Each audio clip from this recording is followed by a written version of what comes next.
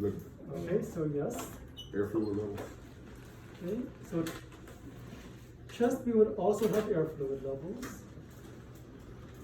But the biggest difference is your SID. So chest was at 72. You have to bring the table all the way to one end, tube all the way to the other, patient all the way to the edge, correct? In the abdomen, you will not be doing that because you are at a 40-inch SID. Okay, in fact, we will have the patient moving the other direction. So I'm going to have you move just a little bit closer towards me. Good, thank you. And let's see, bring your shoulders over, just your shoulders. Good. So, once again, step one, get your patient positioned to get them straight on the table. All right. And I'm going to put the sponge under your knees. Can you bend them? Perfect, back down. Dorsal decubitus, patient is laying on their dorsal side. They are laying on their back.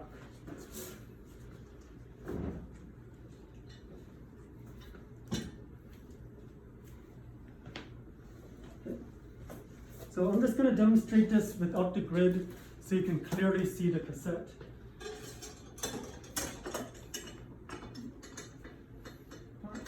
For this one, once again, just like in the chest, arms are going to be in the way. So bring these arms up towards your head. Thank you. I'm going to put this cassette all the way up against the patient as close as we can. Reduce that OID. And now we are going to position. Where do we center for this one? What level do we center at? Is it at iliac crest? Is it 2 inches above? 2 inches above, include the diaphragm. So it actually depends. It depends on what you're looking for. If you're looking for diaphragm, go 2 inches above. If you're not looking for diaphragm, then just go directly to the iliac crest. So let's say that we are looking for diaphragm. Okay. We are going to center 2 inches above the iliac crest. Also, when doing this one, don't forget, we are now tabletop. So please do switch your receptor here from table bucky to tabletop. Okay? Right, table bucky, tabletop. Open up your collimation to start off with. It will make everything a lot easier if you can see what's going on. So, collimation open nice and wide. We are going to find those crests again. Okay, so just feel here. Okay, don't dig in with your fingers. Just use the side of your fingers. Here's as is. Follow it all the way around. Okay, here's the crest. I'm going to go 2 inches above. So let's take this and go 2 inches above the crest. Right there. Okay. Now that I have centered 2 inches above the crest, I am going to line my IR up with my central ray. Just like this cassette. Okay. Center the cassette to the central ray. While I'm here, I'm also going to check SID. I prefer to check SID while I'm still up here so that the tape measure can go straight across. If you try and center perfectly to MCP, when you measure SID, your tape measure is going to do this. Right? It's going to get bent around the patient, and you're going to have an inaccurate measurement. So it's best to measure it like this. And right now I am at 42. So I'm just going to take my lateral. I'm going to slowly slide in until I reach 40. Okay. Remember, we are on tabletop, so there is no detent. The detent is off during this entire time. There's nothing that we are trying to lock to. We're only going to center to the patient. Okay, so I'm centered 2 inches above the crest. I'm centered to my IR. I am exactly 40 inches away from the patient. Okay, notice how close we are. This is why we had the patient come towards us. If the patient was on the edge of the bed on the other side, we would not be able to bring the tube close enough to reach a 40-inch SID. Okay, so let's center to the MCP now. Just going to come down, come down, come down. Okay, that should be about MCP. We're going to collimate, always collimate sideways first. Okay, collimate vertically. Okay. So it looks like I'm slightly off my MCP. Let's fix that. There we go. All right, so we have light above the patient. We have light on the table. Okay, so that's how you know you have good MCP.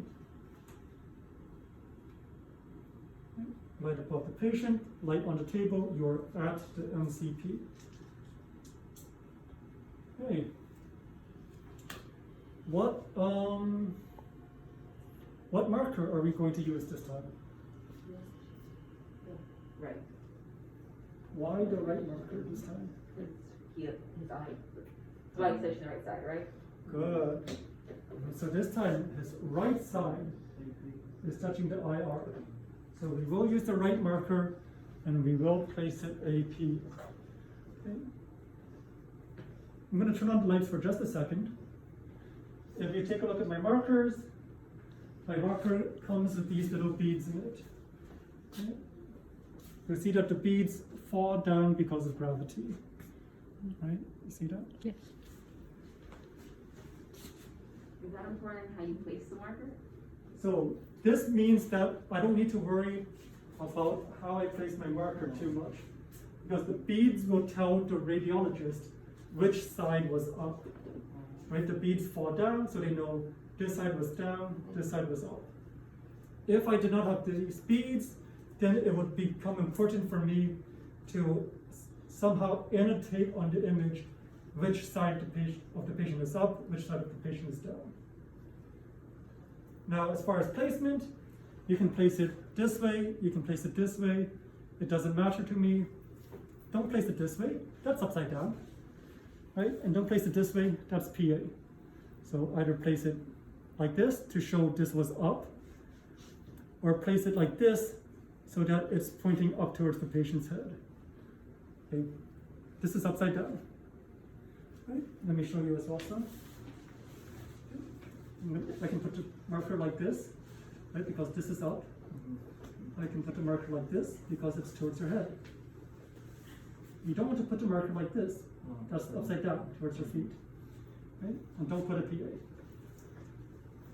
So if you didn't have a marker that had little beads, would you have to make a note of which side the patient was facing? Right. So what you can do is, in a lot of the systems, since they are digital, you can put like these little computer graphics, like put it like an arrow that says this is up, or you can make a note. You can document just that says patient's right side was up, if you don't have that graphic in the system. All right, sorry, Amy, could you turn off the light, please? So, right marker, I'm going to put this somewhere here in the light.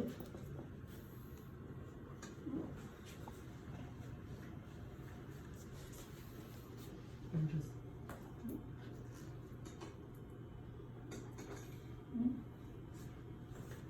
now, for our male patients, because we are 2 inches above the crest, correct?